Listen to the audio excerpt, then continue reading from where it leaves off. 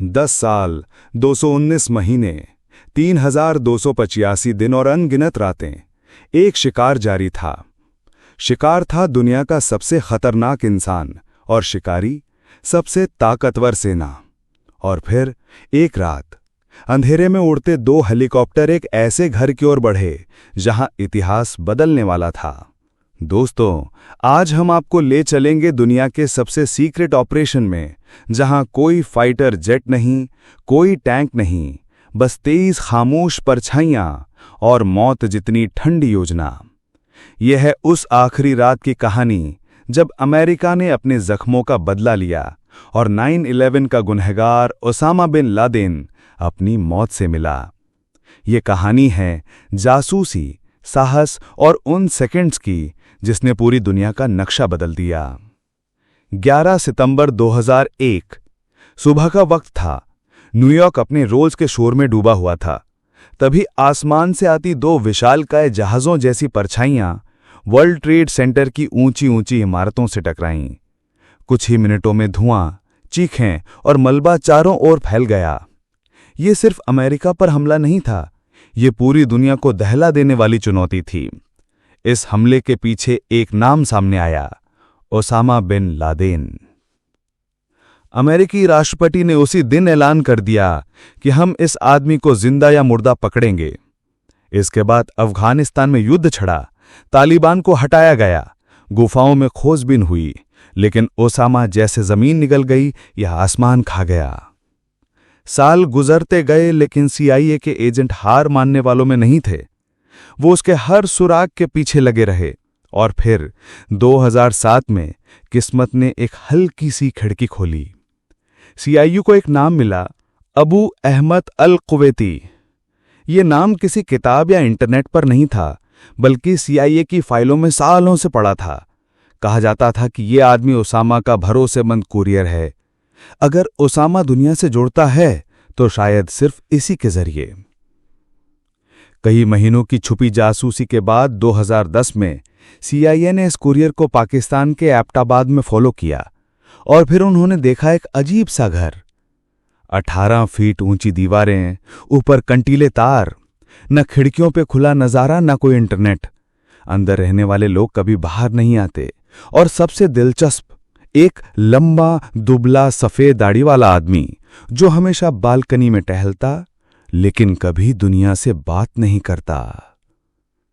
CIA का शक पक्का था, यह ओसामा का ठिकाना हो सकता है, लेकिन पक्के सबूत के बिना अमेरिका कदम नहीं उठा सकता था।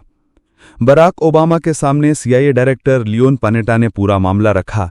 3 रास्ते थे। पहला, बम गिरा दो और सब खत्म कर दो। दूसरा, पाकिस्तानी सरकार को बताकर कार्रवाई करो। तीसरा, चुपचाप एक खास टीम भेजकर पकड़ लो। ओबामा ने सोचा, बम से सबूत मिट जाएंगे, पाकिस्तान को बताए तो लीक होने का खतरा है। तो उन्होंने चुना तीसरा रास्ता, एक सीक्रेट ऑपरेशन। कोडनेम लिया गया नेपच्यून स्पीयर। यह मिशन करेगा अमेरिका की सबसे ट्रेनिंग याफ्ता फोर्स, नेवी सील टीम 6। 1 मई 2011 की रात अफगानिस्तान के जलालाबाद एयरबेस पर 2 ब्लैक हॉक हेलीकॉप्टरों के इंजन गरजे। 23 नेवी सील्स, उनके साथ CIA का एक इंटरप्रेटर और एक बेल्जियन शेफर्ड डॉग कायरो। कोई आवाज नहीं, कोई रोशनी नहीं, बस अंधेरे में रेंगते हुए पाकिस्तान की ओर बढ़ते। 40 मिनट की उड़ान के बाद एबटाबाद का वो घर नजर आया। पहला हेलीकॉप्टर दीवार के ऊपर से उतरा, लेकिन अचानक उसका रोटर ब्लेड हवा में स्थिर नहीं रह सका और हेलीकॉप्टर दीवार के अंदर जमीन से टकरा गया। मिशन शुरू होते ही खतरे का सायरन बज चुका था, लेकिन सील्स ने हार नहीं मानी। दूसरा हेलीकॉप्टर छत के ऊपर तैनात हो गया। अंदर कदम रखते ही गोलियों की आवाज गूंजी। पहले गार्ड्स को ढेर कर दिया गया। पहली मंजिल पर ओसामा का बेटा खालिद सामने आया। हथियार उठाने की कोशिश की, लेकिन पलक झपकते ही गिर पड़ा। दूसरी मंजिल पर महिलाएं और बच्चे थे। उन्हें सुरक्षित एक कमरे में बंद कर दिया गया। फिर वो पल आया जिसके लिए 10 साल इंतजार हुआ था। तीसरी मंजिल, आखिरी कमरा। दरवाजा तोड़ा गया। अंधेरे में खड़ा वो शख्स चौंका। कुछ सेकंड की खामोशी और फिर 2 गोलियां, एक सीने में और दूसरी सिर में। ओसामा बिन लादेन वहीं गिर पड़ा। 9/11 का मास्टरमाइंड अब सिर्फ एक लाश था। सील्स ने तेजी से सबूत, हार्ड ड्राइव्स, दस्तावेज उठाए। बाहर निकलते वक्त खराब हेलीकॉप्टर को विस्फोट से उड़ा दिया गया ताकि कोई टेक्नोलॉजी लीक न हो।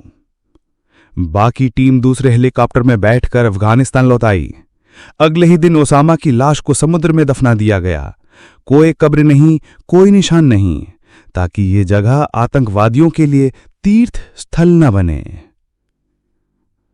अमेरिका में आधी रात को प्रेसिडेंट ओबामा टीवी पर आए और बोले, न्याय हो गया। वॉशिंगटन, न्यूयॉर्क, लॉस एंजलिस, हर जगह लोग सड़कों पर थे, अमेरिकी झंडा लहरा रहे थे, नारे लगा रहे थे। लेकिन पाकिस्तान पर सवाल भी उठे, आखिर वो आदमी उनका शहर में सालों तक कैसे छुपा रहा। कहते हैं कि अगर इंसाफ की घड़ी आ जाए तो सबसे मजबूत किला भी दरक जाता है, और ओसामा बिन लादेन का अंजाम इसका सबसे बड़ा सबूत है। और इस तरह 10 साल की तलाश एक रात में खत्म हुई। वो आदमी जिसने हजारों मासूमों की जान ली, अपने ही घर में गोलियों के सामने बेबस था। उसकी कोई कब्र नहीं, कोई निशान नहीं, बस इतिहास की किताब में एक पन्ना जिस पर लिखा है, जस्टिस सर्व्ड।